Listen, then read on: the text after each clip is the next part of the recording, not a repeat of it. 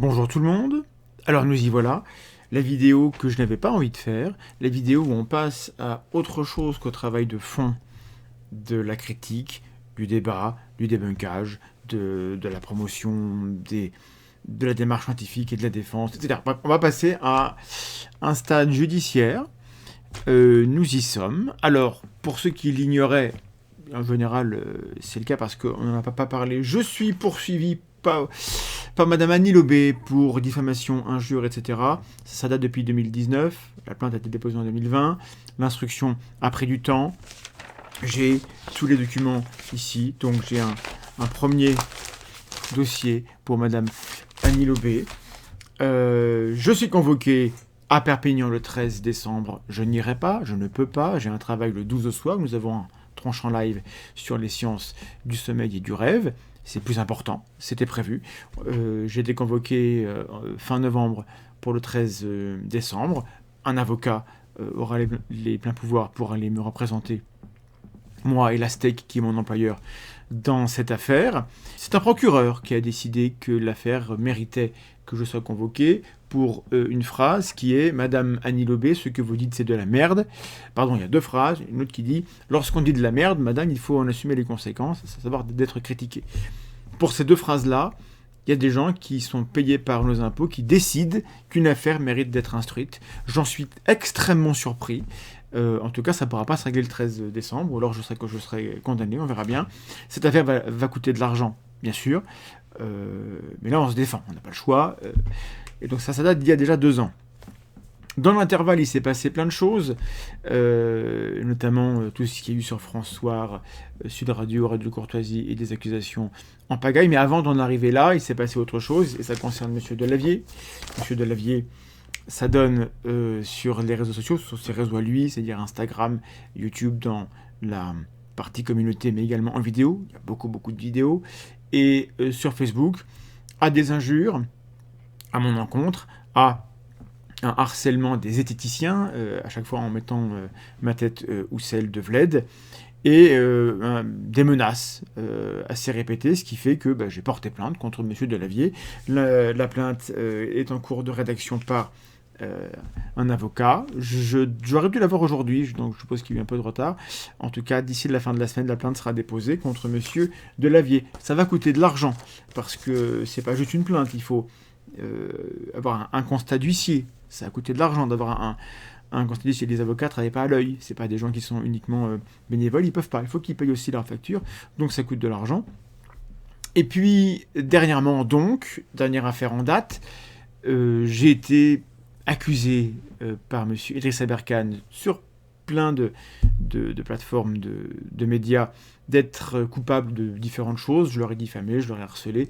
Je serais un commanditaire de faux articles de presse. Je serais coupable de blanchiment de fausses informations, expression qu'il a inventée.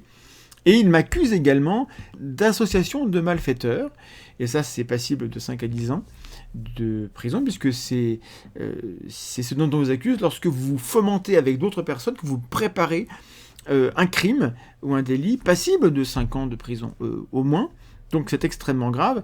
Et je ne sais pas de quoi il retourne, parce que a-t-il déposé plainte? A priori, il a donné la preuve à M. Berkoff. Je l'ai appris en direct, c'était le 29 ou 30 novembre.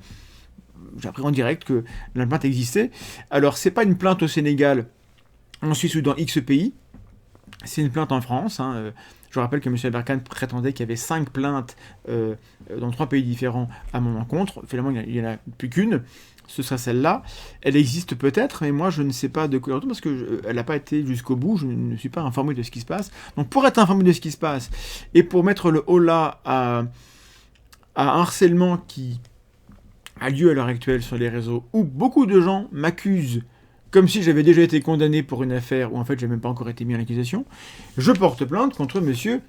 Aberkan. Alors, quand je dis je, c'est moi, Assam Mandax, en tant que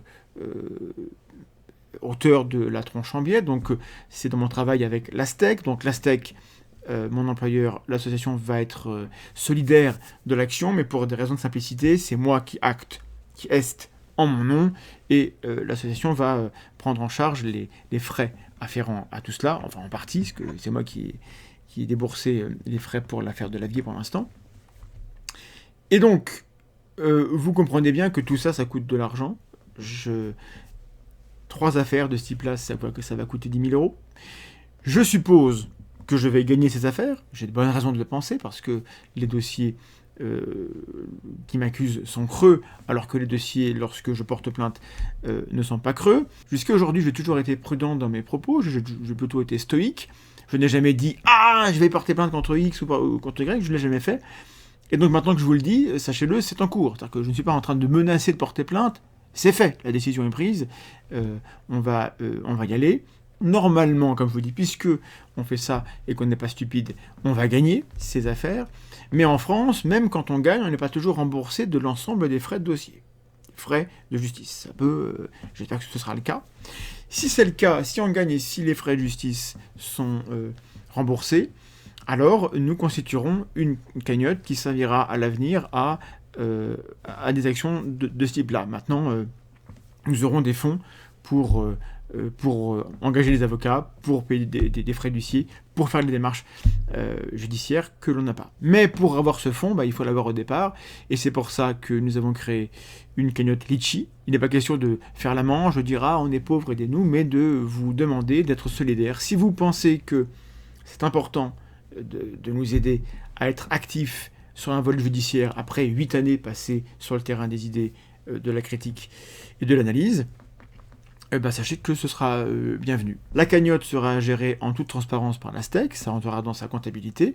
Donc si vous voulez demander des comptes par rapport à ça, il y aura des gens dans la STEC qui seront présents pour vous dire ce qu'il en est de cette ligne comptable de la cagnotte et des frais afférents. Si nous gagnons et si cette cagnotte est régénérée après ces 3 affaires, nous n'aurons plus tellement de scrupules, d'hésitation à porter plainte contre d'autres personnes. Sachez que la vague de harcèlement qui a lieu est relativement sale. Il n'est pas impossible qu'il y ait d'autres noms qui s'additionnent à cela si le climat continue d'être à ce point toxique. Donc calmez-vous un petit peu. Rappelez-vous de l'affaire Mila. On n'est pas à ce point-là, mais rappelez-vous de ce qui se passe. Les gens étaient quand même hyper étonnés d'arriver au tribunal pour quelques tweets extrêmement haineux, extrêmement menaçants, extrêmement violents, mais qui leur semblaient anodins. Non, c'est pas si anodin que ça. Sachez que vous êtes responsable de ce que vous faites et que vous n'êtes pas vraiment anonyme sur les réseaux, pas autant que vous pouvez le croire. Vous aurez le lien sous la vidéo de cette cagnotte Litchi qui va servir à acter, à agir en justice. Évidemment, on est habitué à ça, on va être transparent sur les procédures. Dès qu'il y aura des infos, des décisions, des audiences, vous serez au courant. Je vous rappelle que dans la même veine, il y a le procès de Jacques Grimaud qui est attaqué par Faustine Boulay pour harcèlement, insultes, etc., qui aura lieu en février. Je me rendrai à Paris au tribunal et la tranche en biais va devenir une sorte de chaîne de vulgarisation du droit. Alors, pas vraiment, mais en tout cas, on va vous rendre compte de ce qui se passe. Moi, je n'y connais rien. Le droit, c'est pas mon domaine. Les procédures, ça me dépasse. Je déteste ça. Tout ce qui est administratif, j'en ai horreur. Et globalement, je n'aime pas demander à la justice d'agir dans des conflits d'opinion. Donc, sachez que je ne confonds pas les choses. Ça n'est pas un conflit d'opinion qu'on va régler. C'est pas la justice qui va décider qui a raison, mais la justice va décider quand les comportements violent la loi, en fait. Et donc, même quand on a raison, même s'ils avaient raison, et il se trouve qu'ils ont tort, les gens du camp d'en face ont des comportements dont on va montrer qu'ils violent la loi, qu'ils violent les droits des gens en face d'eux, en provoquant des climats de menaces et de harcèlement. Et en partant de fausses accusations. Donc on verra bien le chef exact de la plainte qui sera déposée. C'est pas encore décidé par M. Aberkan, mais ça le sera bientôt. Je vous invite à partager l'info si elle vous paraît importante, à contribuer à cette cagnotte autant que vous le jugez utile.